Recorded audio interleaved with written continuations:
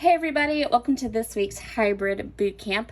So I'm gonna go off topic for just a minute. Today's topic is about taking our die cuts, our printable elements that are paper, and adding some dimensional elements to them, adding some shimmer, some shine, some zhuzh to make them, be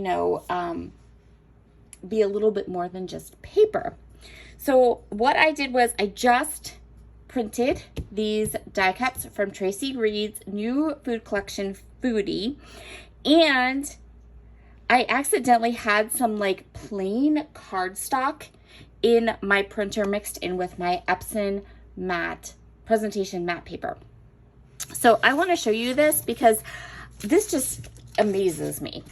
So this is the regular, just 80 pound, 8.5 by 11 cardstock that you grab at any store, right? This is the Epson presentation paper. Do you see the difference in the print quality? And you think that when you get this print quality that it's your printer, but it's not. It's your paper. Like, look how different. Look how much crisper, cleaner, brighter this one is versus this one. I hope that the video is kind of showing it and showing the difference, because the difference is kind of insane. And if you can't see it on camera, trust me, in person, it's like night and day. So here is, or both of them are acceptable, but here is what you get when you just print on regular paper. And then the Epson presentation paper, this is what you get. I hope my video is showing this because the difference is crazy. Like, this one has this like muddy kind of look to it. And then the presentation paper just prints crisp and clean and just mwah. Okay, so now I'm gonna cut some of these out and we can get to what we're really talking about today for Hybrid Boot Camp, which is working with dimension and shape, and how we can add little beautiful details to paper die cuts that can give us a little bit something extra. Okay, so let's get started. The first thing I love to do with the embellishments once I have them cut out is to create a layered die cut. I'm going to show you how to do this. So when I print my sheets of die cuts from Tracy Reed, I always print 2 sheets of each of the sticker sheets. Then once I have them cut out, I usually add dimension and some additional detail to about half of them. So I will do like half a sheet of each of the sticker sheets or die cut sheets that you print. I will kind of go ahead and make them dimensional and do the things I'm going to show you in the video. So you can see how we make them dimensional. Super simple. Just need some foam adhesive, whatever kind you like.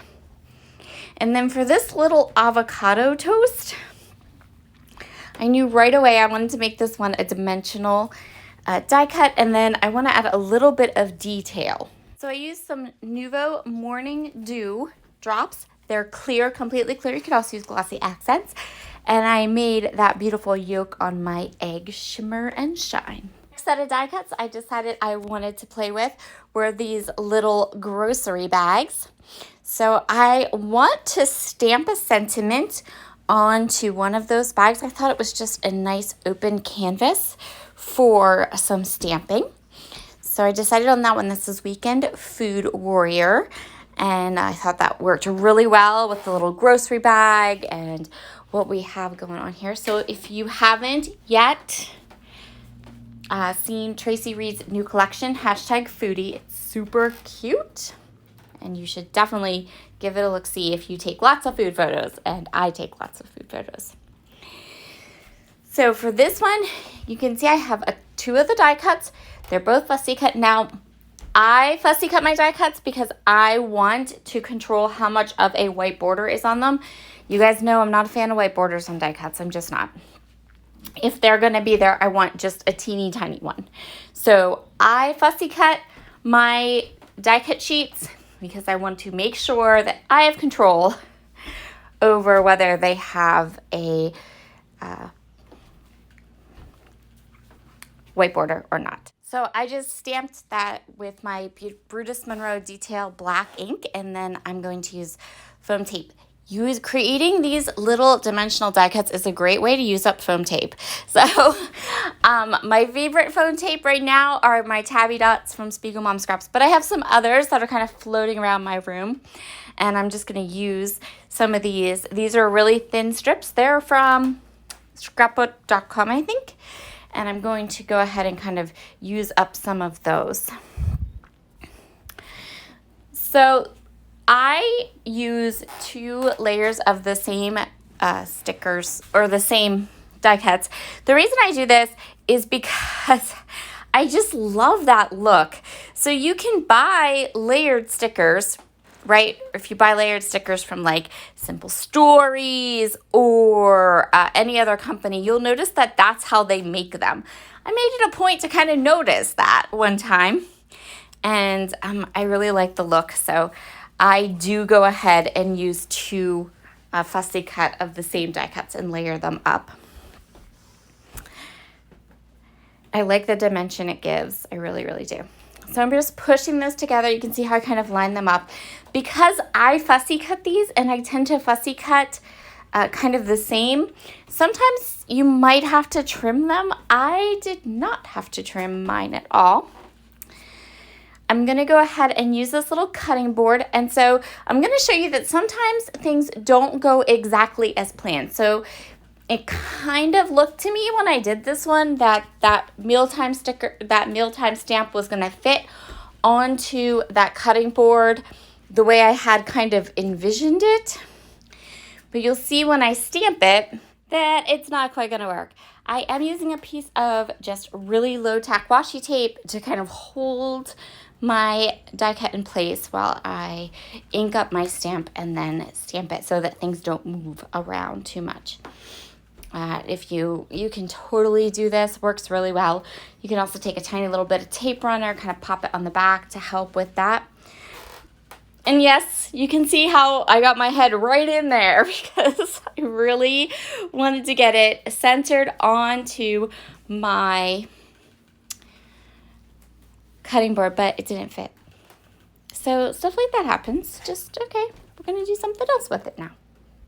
So I added foam tape to my second cutting board, and I went ahead and just covered up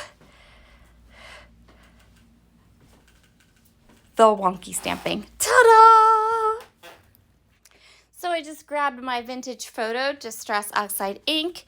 I'm going to ink up the edges, add a bit of walnut Nouveau drops, set it aside to dry, and keep plugging along.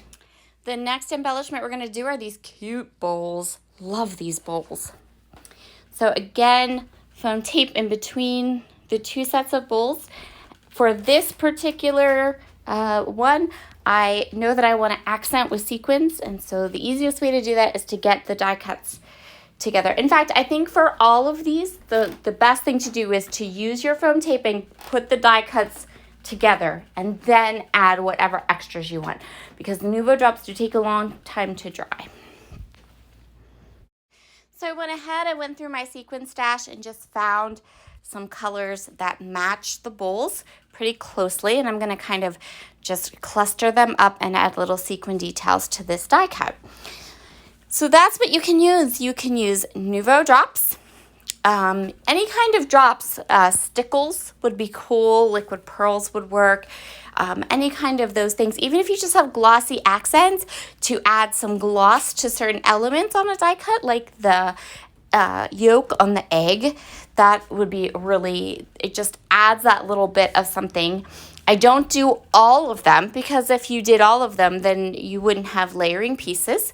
But by having a nice selection of these embellishments with the sequins and the Nuvo drops and the ink, it really does help when you're creating layouts. You have things that layer, you have things that already have dimension, and that's always the key when you use hybrid products for me. It's always, for me, about adding the details that your paper embellishments need so that your layout doesn't become flat or all paper. So that's going to complete my video for today. Here is kind of a close-up of all of our finished layered embellishments. Love that egg yolk. That might be my favorite, but I do really love the sequins on the bowls too. Have a wonderful day. Make sure to check out Amy's video as well. She has some really fun foil things to show you. Talk to you soon. Bye.